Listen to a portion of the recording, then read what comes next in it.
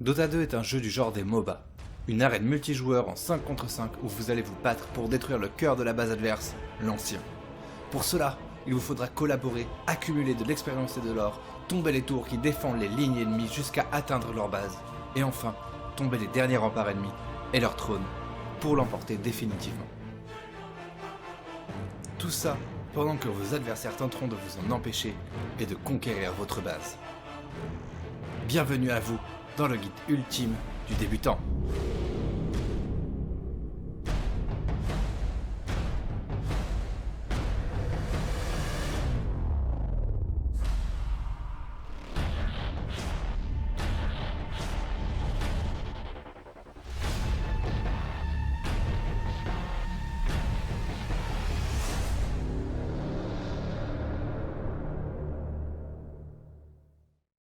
Bonjour à vous, je suis Kay de How to Play, et on va aborder dans ce guide pour débutants l'ensemble des bases importantes du jeu pour que vous puissiez avoir une expérience agréable et ne pas vous sentir submergé par la profondeur de ce jeu qui pourrait paraître aussi insondable qu'un trou noir.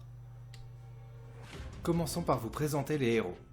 Dans Dota, vous avez 120 et plus héros et héroïnes à votre disposition gratuitement. Je vais vous expliquer comment choisir votre premier héros avec qui vous ferez vos premiers pas, et aussi vous expliquer comment il fonctionne. Tout d'abord, depuis le menu principal, cliquez sur Héros et Héroïnes situé en haut à gauche, et de là vous allez atterrir sur la grille des héros. Comme vous êtes observateur, vous voyez tout de suite que les héros sont répartis en 3 groupes. La force, l'agilité, l'intelligence. Pour vous décrire ça rapidement sans trop rentrer dedans, la force ça va être des héros qui vont avoir beaucoup de points de vie, en agilité ça va être des héros qui vont taper plutôt vite que ce soit de corps à corps ou à distance, plutôt fort, et en intelligence ça va être des héros plus basés sur la magie et les sorts magiques. Ensuite, pour choisir votre premier héros, celui qui va vous accompagner pour vos premiers pas, vous allez utiliser le fil de complexité en bas à droite et cliquer sur le premier seuil. Là vous aurez les héros les plus faciles à prendre en main.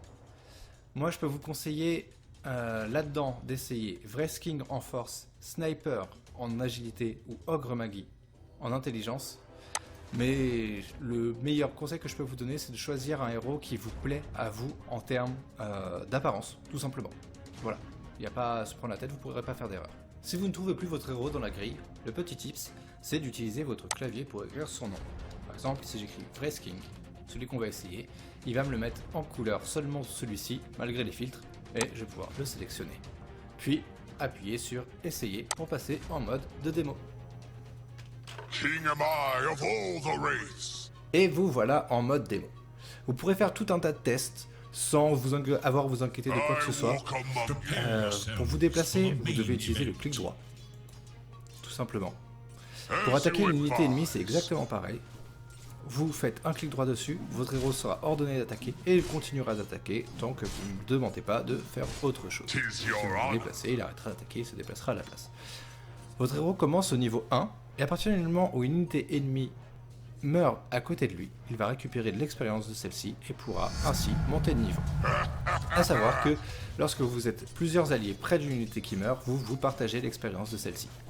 En montant de niveau, votre héros se renforce, mais gagne aussi la possibilité de prendre des points dans des capacités. Wrestling, lui, en a 4, comme une majeure partie des héros. Après, il va falloir savoir sur quelle capacité mettre ses points. Au début, c'est sincèrement pas facile, et pendant un moment, ça le sera. Pour vous aider, la communauté de Dota, les joueurs de Dota, ont mis en point des guides. Vous cliquez sur votre or en bas à droite, puis en haut à gauche du menu, qui vient de s'ouvrir, vous cliquez sur parcourir les guides, et là vous aurez tout un choix de guides. A savoir que le premier proposé, vous le voyez, il est à 90% de validation, c'est celui qui est le plus validé par les utilisateurs de ce guide. Vous cliquez dessus, vous faites choisir, et ensuite vous pouvez voir que les capacités conseillées sont éclairées en jaune. Vous faites le petit plus dessus, vous prenez la capacité, là j'ai 2 niveaux, du coup je peux prendre 2 capacités. Voilà. Donc, on va s'intéresser à cette première capacité qui est le Wrest Fire Blast de Wrestling. Donc qu'est-ce qu'on voit sur cette capacité? On voit que c'est une capacité qui cible un adversaire et qui a un effet uniquement sur les ennemis qui est des dégâts magiques. Qu'est-ce qu'elle fait d'autre? On le voit en dessous, on a la description, lance une boule de feu spectrale sur une unité ennemie, ce qui lui inflige des dégâts et l'étourdit. On a en dessous les valeurs d'étourdissement, de ralentissement, de dégâts, ainsi de suite, c'est pareil pour tous les sorts. Vous avez le temps de rechargement de la capacité en secondes, et la mana utilisée. Pour l'utiliser, alors je vous déconseille de cliquer dessus, utilisez vos raccourcis clavier pour la sélectionner, puis ciblez votre ennemi avec un clic gauche et vous lancerez la capacité. Voilà, la capacité est en temps de rafraîchissement, vous la récupérez d'ici 8, 7 secondes, 14 secondes en tout. Ça c'est le principe des capacités. À savoir, en prenant des niveaux, votre héros accédera à un arbre de talent. Vous devriez faire un choix au niveau 10, 15, 20 et 25 à chaque fois entre 2 talents différents. Ces guides vous diront aussi quel talent prendre à chaque fois, donc vous inquiétez pas pour ça au début. Vous prenez pas la tête avec ça, vous ferez vos petites cuisines après par rapport à ça, il n'y a pas de souci. J'ai envie de vous parler ensuite des statistiques qui sont communes à chaque héros.